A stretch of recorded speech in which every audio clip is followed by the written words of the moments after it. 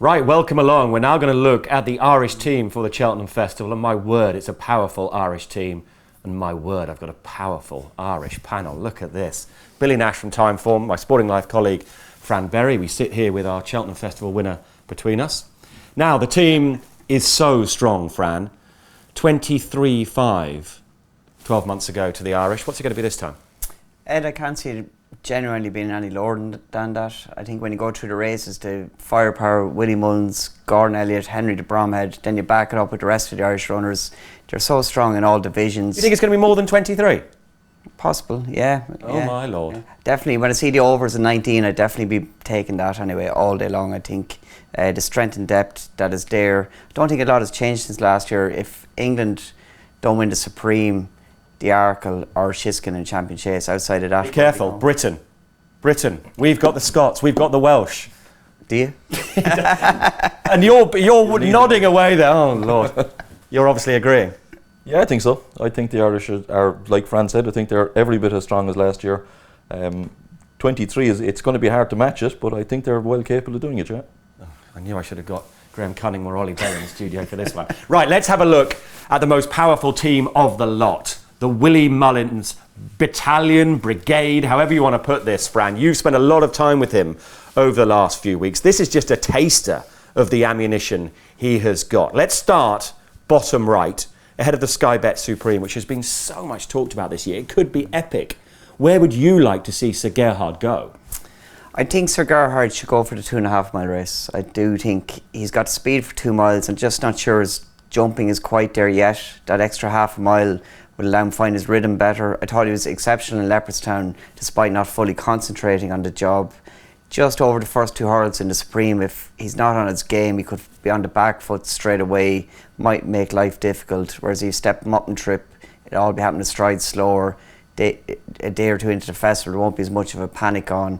I think long term, that's where I go. Isterbrack won it as Sunline's hurl, 2 mile 5, came back to win a champion hurl. So it's not a negative to go up and trip. And I just think as a learning curve, it'll be better for him in the long term. Willie probably have other ideas. He's very, very, very vague, but he's got a Have you been able to read anything from what he said? Or will he literally, on Sunday or whenever the decks are made, a bit like Patrick says, he doesn't decide what he's going to put on his toast until the last minute, until the knife actually goes in? He doesn't decide, but you got to remember he's got such a strong hand in it. Kilcrut, very impressive, albeit in winning a weak maiden hurl, but looked really on his game last time. Good Cheltenham form, very good bumper horse. Dysart Dynamo, I was in the stands in Punchestown when he won, and Paul Townend let him go from the start, and he just went a proper end-to-end gallop all the way. I can't see him going up in distance, and by a process of elimination, I think Sir Gerhard will go up and trip, reading between the lines, but come Sunday morning, 5 to 10, Willie Mullins is the only man that will know that. But one thing I would say about Sir Gerhard, if he does go to 2 mile race, the one hurl, it was the third last of the day, he got company for one hurl with a horse beside him and he was electric over it. So when he had something to concentrate on, he jumped extremely well. So maybe when he's horsed around him in the Supreme, he will be sharp, but that would be the worry for me, is just jumping at 2 miles at this stage. Billy, we'll come to Honeysuckle in the Champion Hurdle a little bit later on. We look at the de Bromhead squad. Appreciate it in the Champion Hurdle. In all his achievements, Willie Mullins, I mean, it's just an incredible CV. Where would winning the Champion Hurdle on his seasonal debut with Appreciate It, where would that stand? Oh, I think this would be his greatest training performance if he could win the Champion Hurdle with Appreciate It, not having had a run since last season. I think that would top all the Q Vegas coming back and winning after a year out, or Benny de Dieu winning after a year out. We know he's well capable of producing one spot on the day, but to win a Champion Hurdle first time out in the season, I think that would be the greatest training performance of Willie's career so far. I can't see him doing it. I can't see him beating Honeysuckle, but he probably is the big danger. But it's, if any man can do it, Willie can do it, but I'm not sure he has quite the right horse to do it this year. Let's move to Wednesday, Billy, and should we assume in the Brown advisory that Galopin will go to the Turners, and we'll come to... I think so, yeah. Okay, we'll come to the Turners in a moment. Ballymore-wise, do you agree with Fran? Is that where you'd like to see Sir Gerhard go? Wholeheartedly, yeah. I'd love to see him in the Ballymore. I think he's the best novice hurdler we're going to see all week. I think he's good enough to win the 2 mile race, but I'd much prefer to see him going 2.5. Let's not forget, Ed, this is an ex-pint-to-pinter. He won a pint-to-pint over 3 miles. I don't think staying is an issue for him at all. And I totally agree with Fran. I think just going that half a stride slower, I think he jumped really well first time at Leopardstown. He just didn't, for whatever reason, the last day. But I think going that half a stride slower in the Ballymore will suit him a lot better. And I think 2.5 is tailor-made for him. I think Willie has better options, or at least as good options in the Supreme. The Ballymore will take less winning. So yeah, absolutely that's the race I want him to run in. The truth is we could go on for hours, couldn't we, about all the horses he's got on Tuesday and Wednesday. But we've got to talk about the Champion Chase, Fran, which is the race of the week. Let's face it. Let's play jockeys with you. I'm going to give you the choice of Energumen or Chacun Pour Soi. Who would you choose? I think I'd stick with Energumen, for all that he does have that bit to find Shiskin and Ascot running. Everything went Energumen's way in Ascot. He had a perfect run around. Shiskin made a couple of mistakes. He still couldn't win. But I just think if Shiskin makes an error at the second last with that short run it could change the game for Energumen. Chacun, he's been to England twice. It hasn't worked. Okay, maybe he didn't go quick enough last year in the Champion Chase. It was a muddling race. They're worried about him getting up the hill. He's been electric around Leopardstown, Punchestown, but he's still got to prove that he travels, which is interesting, being an ex-French horse that, he's acclimatised so well to Irish racing. But is he a horse that just likes to dominate in Irish style 2 mile race, Billy, where there's not as much pace pressure and he gets things his own way for all that he has a high cruising speed? Oh, that's a very valid point, I think, yeah. His best performances have been on home turf, where he's got his own way a lot of the time. But you have to remember he's 10 as well, he's pushing on Chacun. I don't think... I think we have seen the best of Chacun Pour Soi. We may not have seen the best of Energumen or Shishkin for that matter. But I'd be with Fran on this one if I was given the choice, which I certainly wouldn't be. But I'd be on Energumen as well. Yeah. Which is interesting because you know what it's like, the gossip on the preview circuit. You hear David Mullins, who's got a good insight into the yard, saying Energumen's the best in the yard, full stop. And then you listen to Willie with the interviews you've done with him, Fran. And Billy, it sounds like Chacun Pour Soi in a race, let's face it, is the holy grail for Willie Mullins. Yeah. He still has unbelievable faith in Chacun. He seems to be something of a yard favourite, Chacun Pour Soi, Let's not forget this is just about the only big race of the entire season, not just at Cheltenham, that Willie has never won yet. So he would deeply love to win a Queen Mother just to fill out his CV. Yeah, they seem unwavering in their support of Chacun Pour Soi. Even after his poor run in the Tingle Creek, they were very quick to put a line through it. He bounced back to something like his best at Leopardstown. I'm not convinced yet that he's quite the horse he was maybe 12 months ago at Punchestown, which was, I think, his best performance, certainly one of his best performances. He didn't have to be at that level at Leopardstown. Like I said, he's 10. I don't see him getting any better at this stage, but he's clearly the apple of Willie's eye, I think. Come on, Shishkin. Come on, Shishkin. We need you, Shishkin. As Sir Anthony McCoy said the other day, we need Shishkin can run in every race. We need him, need him in a champion hurdle, we need him in the Ryanair, we need him in the champion chase. Go on. Just on Shishkin, Willie Mullins was stunned when he got beaten Ascot. He just couldn't believe Energumen got beaten today. So Tony Bloom, I can tell you. Right, we need to gallop on, and we'll come back to Galopin because I know you think he's got a massive chance in the Turners. Allaho. I love watching Allaho back last year in the Ryanair, and Willie, when he talks about this race, Billy, just always talks about how Rachel just got the most unbelievable tune and rhythm out of Allaho. Is he completely bomb-proof again this time around, do you think? I think Timeform described his performance last year as swashbuckling in the Ryanair. He was devastating. It was a fantastic performance. He had that race won a long, long way from home. I think this year he might not need to run up to that level to win this race again. I don't think it's going to be as good a race. I think that was probably the best race of the festival last year. That was a really deep field and he destroyed them. I think it's going to be, if Conflated doesn't take him on, which we don't know yet whether he'll run in the Gold Cup or the Ryanair, if Conflated doesn't take him on, I think this is going to be a pretty straightforward assignment for Allaho. And he might not need to be in anything like the same form as last year to win it. On to Gold Cup Day, and we'll come back to Vauban in the Triumph, because I know you want to talk about him a bit later, Billy. How strong a hand has Willie got in the Gold Cup this time around? Well, Tornado Flyer, surprise winner at King George, where they went off far too good for their own good. He only went over to pick up a bit of prize money, and the race, did it fall into his lap or did he improve for stepping up to 3 miles? He was unexposed at the distance, going up another 2.5 furlongs and trip in the Gold Cup. Could suit him very well. Just has to be seen, can he repeat that performance in the Gold Cup that he done at King George. Album photo, same profile as last couple of years, Tremor onto the Gold Cup. The vibes are not great out of Willie Mullins. He said he's happier with him this week than he was last week, but just at the stage of his career that he's at, he came up short last year against the two Henry de Bromhead horses, Plutard and Manila Endo, who are younger, more progressive profile. It's hard for me to see Willie win it this year unless Tornado Flyer takes a big step forward, but it is a very open year, and maybe Album back to Cheltenham, maybe at his best. He didn't sound just overly confident about him this week. Okay, let's get your best Willie Mullins bet of the week, if you like. The best Willie Mullins horse that will win. You go first, Billy. I'm going to go for Vauban in the Triumph Hurdle. I was really impressed with him at Leopardstown the last day. I thought he should have won. I thought he should have beaten Pied Piper.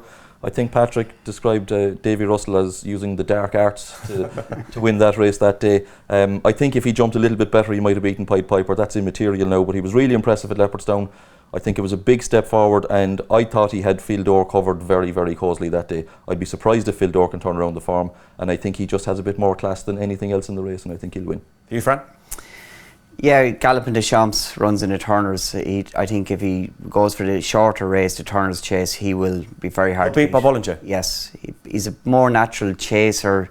He was an improver at the back end of last year, of course, winning Martin Pipe. Very impressive in a Grade 1 at Punchestown. He's been electric over fences. For me, he's one that I'd like to be with all week. But I will mention one in the Mayor's Novice Hurl, Dino Blue. One run in Ireland, wide margin winner, Clonmel. The third, who was 19 lengths behind her, came out, won a maiden hurl by 14 lengths the next start. She's 3-1 currently. For me, she could be more value price-wise than Galloping Deschamps, but either would do me. And handicappers, I mean, State Man's been the buzz horse around the circuit. A few weeks ago, Gaelic Warrior for the Boodles was backed off the boards. Your best Mullins handicapper for the week? I don't know if he's going to win a handicap this week, Ed. With the possible exception of Gaelic Warrior, who we're completely in the dark about. We just don't know. His French form looks to have worked out really well. He's on a mark of 129, which looks very, very workable. So he could be thrown in. State Man could be thrown in. I think the handicapper has just taken a stab in the dark with his figure. I don't know where he's come up with it. Maybe he's well ahead of it, but at that mark I'd be willing to let him run. And he'll throw loads of darts at those handicaps, but there's nothing at the moment that's just standing out to me. Anything else Mullins-wise? The bumper. Have to talk about the bumper. Facile Vega out of 6. Willie lights up whenever you mention Facile Vega. Asked him last night, the Sporting Life preview, one horse that you're looking forward to most next week. Without hesitation, Facile Vega. Dublin Racing Festival, he cleaned up there. That was the one horse he keeps mentioning, and he just says he can't wait to see him go to track and can he repeat the Leopardstown performance. He looks exceptionally good, but his bumper team is so strong. Redemption Day was an impressive winner. He's got James's Gate, who he's very, very keen on as a future prospect, and Madman's Game, who won well at Navan last week. So if Facile Vega doesn't win, there's plenty of backup there, Ed. Unbelievably powerful. But Gordon Elliott has a really strong team himself. How big a week are you expecting Gordon to have 12 months on from obviously missing the festival last year, Billy? Well, he's going to go there with, I think, numerically his strongest ever team. I think he's running something in the region of 55 to 60 horses, which is incredible in its own. There's plenty of trainers up and down the country that don't have that many in training, not alone good enough to go to Cheltenham. So he's going to go there with a very strong team numerically. He's going to go with some big chances in some of the graded races. Obviously, he's got a great chance in the Gold Cup with Galvin. But I think always when I look at Cheltenham, the first thing I look at is Gordon Elliott horses in the handicaps. He's exceptionally good in handicaps at Cheltenham. I think, I stand corrected on this, Ed, but I think the Ultimate is the only handicap at the festival he hasn't yet won. He's won all the others. You Irish never win that? At least once, yeah. That normally stays at home. Well, you don't normally send a strong team. Unfortunately, you have this year. Well, all that could change this year, Ed. But yeah, I'm expecting Elliott to. I think he's had 3 winners at the festival every year, bar one since 2016 or something, at least 3. And yeah, he'll be certainly he'll be in the winners' enclosure more than once again this weekend. Okay, in a minute I'm going to ask you for your best Elliott handicapper. Before that, let's talk Galvin in a minute, but first Tiger Roll. Oh, I love this horse. Oh, I loved this horse. Fran, I'm so disappointed the way it's played out, because he was the best horse for me in connecting with the young. He was the best marketing tool, with the Grand National in particular, to the next generation. That's been taken away because of the row with the handicapper. Can he win the cross country again? Can he go out, because it's going to be retirement, in a blaze of glory? Very, very possible, Eddie. Obviously comes to hand this time of the year. He's so effective around Cheltenham in the cross-country races, and interestingly enough, his biggest danger will probably come from within. Delta work has reportedly schooled very well over cross-country fences. He could be the pretender to the crown, if you like, but the vibes about Tiger Roll in the yard last week are good. He was meant to have worked really well in Leopardstown last weekend prior to Cheltenham, so look, he goes there as a worthy favourite, but you just have to wonder, is he vulnerable to an improver coming out of the ranks from the traditional type chasing races? I think for Tiger, be on weather watch. Friday and Saturday, there's a big belt of rain coming through Cheltenham. He wouldn't want it really soft come next Wednesday. anything like good to soft will be perfect for the Tiger. And then on Friday, it's Gold Cup day, Billy. Ronnie Bartlett, who saw the other day, what a great character he is. He's got a great chance, hasn't he? How strong a chance do you think Galvin has got? Oh, a really live one. I wouldn't have said that this time 12 months ago. I wouldn't have had Galvin on my mind for the Gold Cup. I would have thought he was tailor-made for the Grand National. But he seems to have improved again this year. Won the National Hunt Chase, of course, last year. He's a better horse this year, definitely.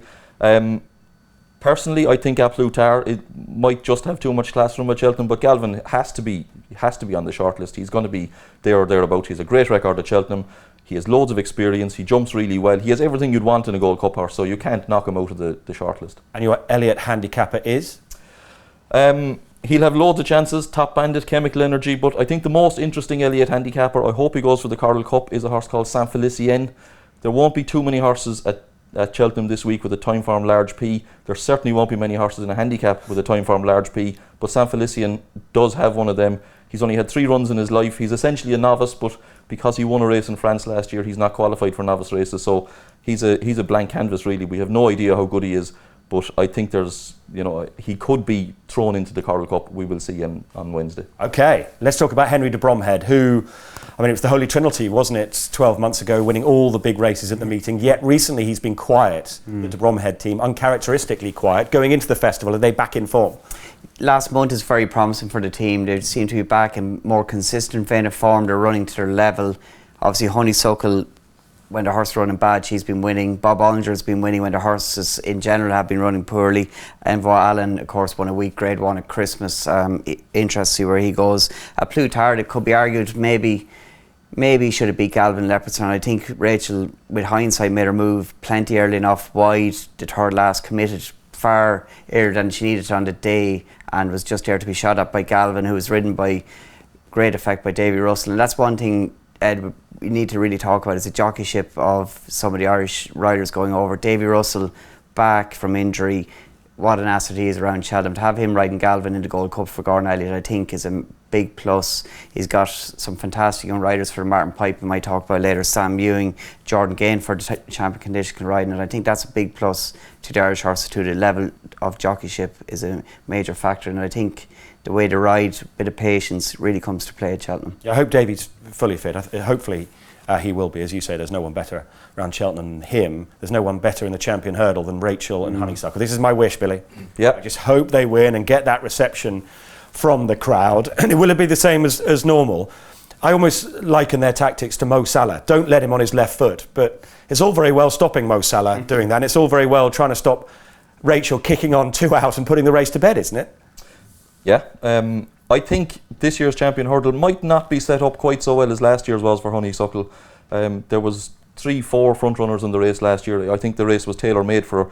But at the same time, she's so adaptable. I mean, we saw her winning a Hatton's race at Fairyhouse early on in the year. I think she was in front maybe 4 out that day and just fended them all off. I think Rachel can do the same. She can just jump out and make the running if she wants to.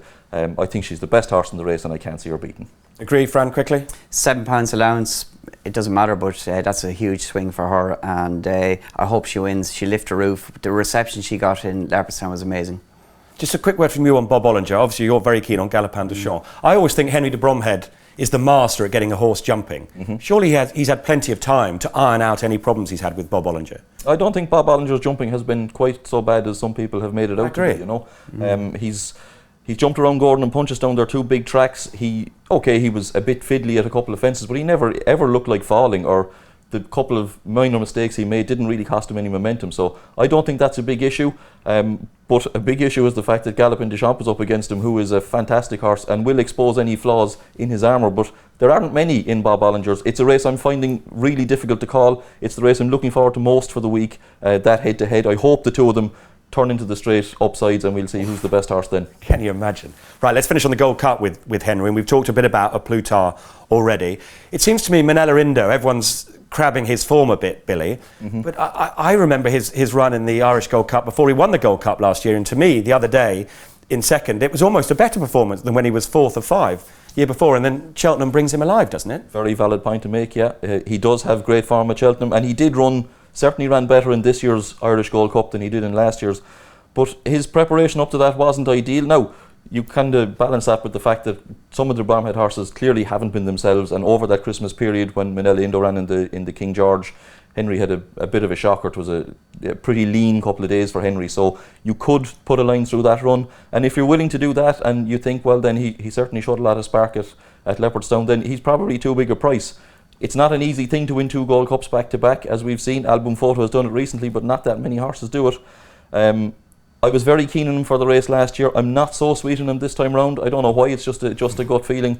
I'd be much sweeter on that Plutar. But yeah, look, if people want to back Manella into a price, I wouldn't put anyone off him either, you know. Okay, let's wrap this up, and we could have gone on for hours. I want your best Irish bet of the week, and an each way. It doesn't have to be a handicapper, but a nice Irish horse at an each way price. Fran Berry, you're first into bat. Nap of the week is Galop des Champs. I think he's just going to be very, very hard to beat, even against Bob Ollinger. And each way bet is Champion Green in the Boodles. I think a fast Champion Green? Yes. Okay. In the Boodles. That's about the 84th tip I've had in a in the Boodles. Run Boodles. I think a fast run race will suit him very well. He's been too keen, despite running well in Ireland. The saddle slipped on one occasion, he was pulling that hard. But if he settles a mark of 124, given his flat form, could be very workable. And we'll have to give a mention to Chemical Energy in the Martin Pipe. I think Gordon Elliott having Jordan Gainford on him is a huge plus. And for me, he's been laid out for the race. Very good. Billy? Yeah, well, I've already mentioned Vauban for the Triumph Hurdle. I think he's my bet of the week. I think he's the class act in the race. And I'm going to go head-to-head with Fran in the Boodles because, like I said in the Sporting Life preview last night, I really like HMSC horse of Paul Nolan's. He's a Galileo horse that they got out of Aidan O'Brien's. He had a good level of form on the flat. Didn't win on the flat, but he was very competitive in the Premier Handicap, beating about 2 lengths off a mark of 86. That'll tell you the standard he was.